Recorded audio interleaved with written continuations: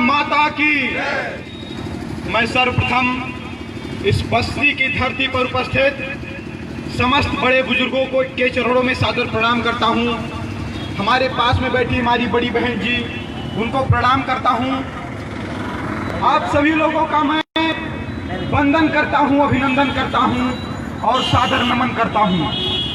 दोस्तों, मेरा नाम सर्वेश कुमार पांडे है।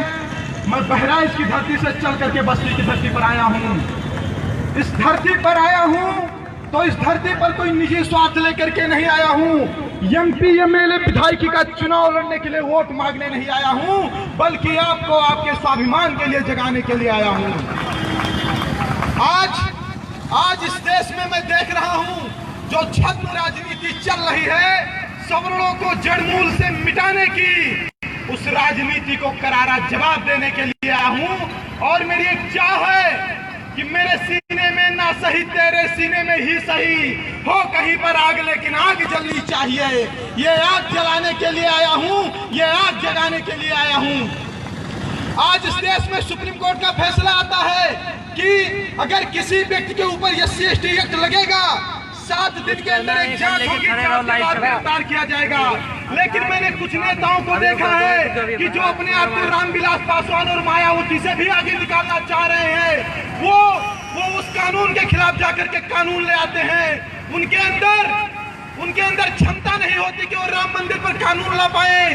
उनके अंदर क्षमता नहीं होती कि वो परिवार नियोजन पर कानून ला पाए। उनके अंदर क्षमता नहीं होती कि वो विश्व पर्यावरण संरक्षण पर कानून ला पाए। उनकी सिर्फ औकात होती है कि वो सिर्फ जात पर कानून लेकर के आएंगे और जात के हिसाब से लड़ाएंगे हमको। आखिर में इस देश की सरकारों ने हमें समझ क्या रखा है? आज लोग बताते हैं कि भाजपा चली जाएगी तो हिंदू खतरे में चला जाएगा। कोई कहता कांग्रेस चली जाएगी तो मुसलमान खतरे में चला जाएगा। मेरे सवर्ण साथियों, ना हिंदू खतरे में जाएगा ना मुसलमान खतरे में जाएगा। आप ऐसे गुमराह होकर रहे तो एक दिन तुम्हारा अस्तित्व खतरे में चला जाएगा। इतना याद रखिए, आपकी करोड़ों की संपत्ति चली जाए कोई चिंता नहीं, आपका पूरा जमीन जायदाद चली जाए कोई चिंता नहीं। आप उस समाज से आते हैं जिस समाज की इज्जत सबसे प्रिय होती है, और जिस दिन आपके इज्जत पर दाग आएगी, या तो आप फांसी लगा लेंगे या तो जहर खा लेंगे। आप सर उठाकर जी नहीं पाएंगे। जिनकी कुछ औकात नहीं हुआ करती थी, पंडित दीनदयाल उपाध्याय ने अपनी पूरी जवानी कुर्बान कर दी जिनकी पार्टी को खड़ा करने में। डॉक्टर केशवराम बलराम हेडगे एक ब्राह्मण हुआ करते थे, जिन्होंने ऐसे एक विचारधारा का नींव रखा जो विचारधारा इनको लेकर चल रही है। और आज एक साजिश के तहत हमें को इस पार्टी में, इस संगठन में मिटाने का काम किया जा रहा है। और हम 500 रुपए में, 200 रुपए में भाजपा और कांग्रेस का बैनर ढो रहे हैं। ये बहुत शर्म की बात है।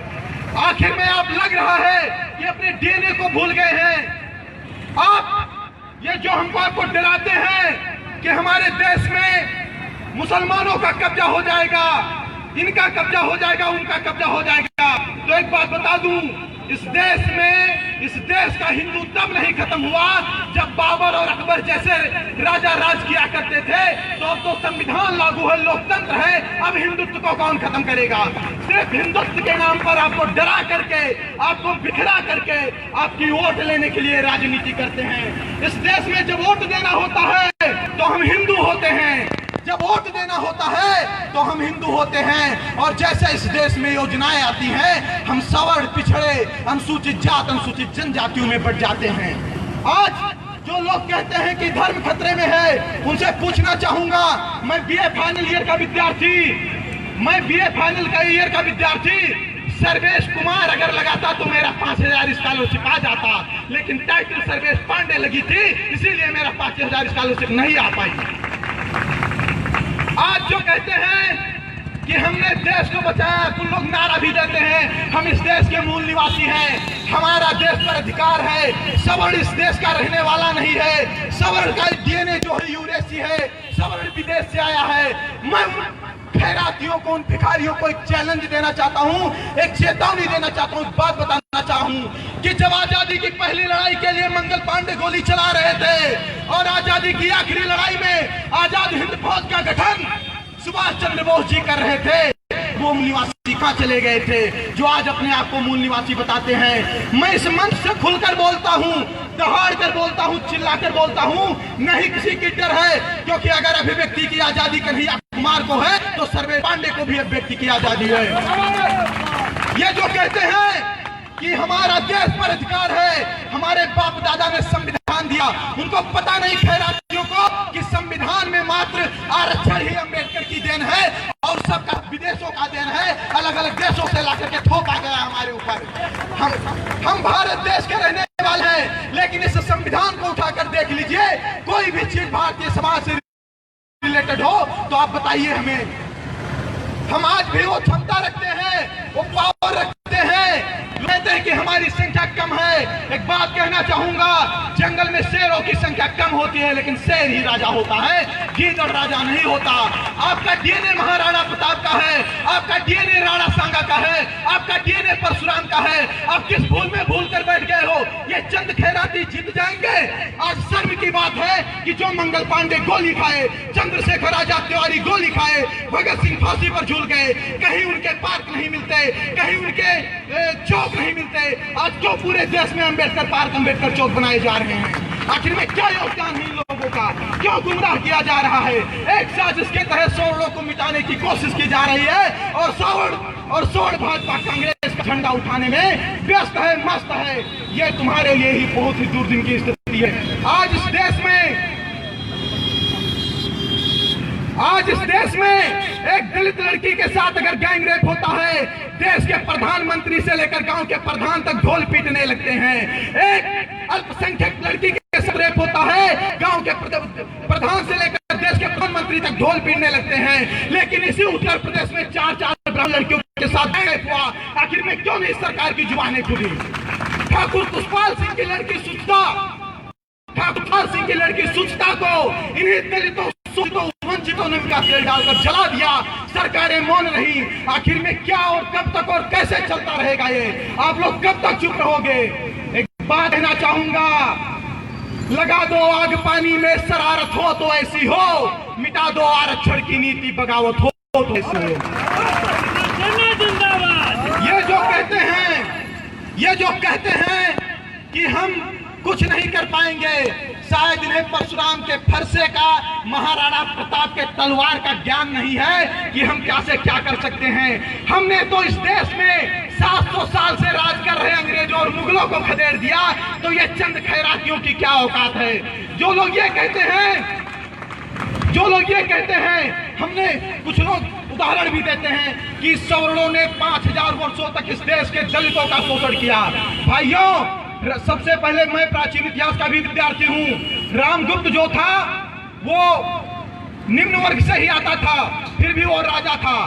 चंद्रगुप्त मौर्य जो था वो मौर्य वंश से आता था, वो राजा था। इस देश में जो यदुवंशी भगवान श्री कृष्ण पैदा हुए वो भी राजा थे। इस देश में मुगलों ने राज किया, इस देश में शकहुड़ियों ने राज किया। तो फिर किस हिसाब से आप बताते हो कि सवर्णों ने आपका 5000 वर्षों तक शोषण किया? कम से कम एक लीगल तरीका तो बताइए। कोई तरीका इनके पास नहीं है, बस ये यही कह रहे हैं कि 5000 वर्षों तक हमारा शोषण हुआ। एक बात कहना चाहूंगा आपको, आज एक कॉलेज में 90% कट ऑफ जनरल कैटेगरी का आता है, 40% SC ST का आता है। 40% पा करके SC ST मास्टर बन जा रहा है और 89 नंबर पा करके जनरल मास्टर नहीं हो रहा है। अब आप सोचिए कि जो मास्टर 40% पा करके स्कूल में पढ़ाने आया है और आपके लड़के को फिर चाहिए 90%, उस स्कूल में पढ़ने जाएगा तो फिर क्या पढ़ेगा और क्या पढ़ाएगा? क्या आपका लड़का कंपटीशन बीट कर पाएगा? जिस डॉक्टर को बुखार की दवा नहीं पता है, आरक्षण और खैरात के दम पर डॉक्टर बन करके आ गया है, वो आपको कैंसर की दवा क्या देगा? दोस्तों, ऐसे या तो मर जाओगे या तो रह नहीं जाओगे इस धरती से। आखिर में कब तक मौन रहोगे? कब तक भाजपा कांग्रेस सपा बसपा के झंडे उठाते रहोगे? क्या तुम्हारा भी कुछ स्वाभिमान है कि नहीं है इस देश में? आखिर में कब तक राजनीतिक पार्टियों की चाटकारिता और गुलामी करते रहोगे? अपने लिए ना सही, अपने बच्चों के लिए लड़िए। ये जो अभय शुक्ला जी यहाँ पर चिल्ला रहे हैं, महीनों से दौड़ रहे हैं, इनके बच्चे की शादी नहीं है। आपको आपके लिए जगाने के लिए कह रहे हैं।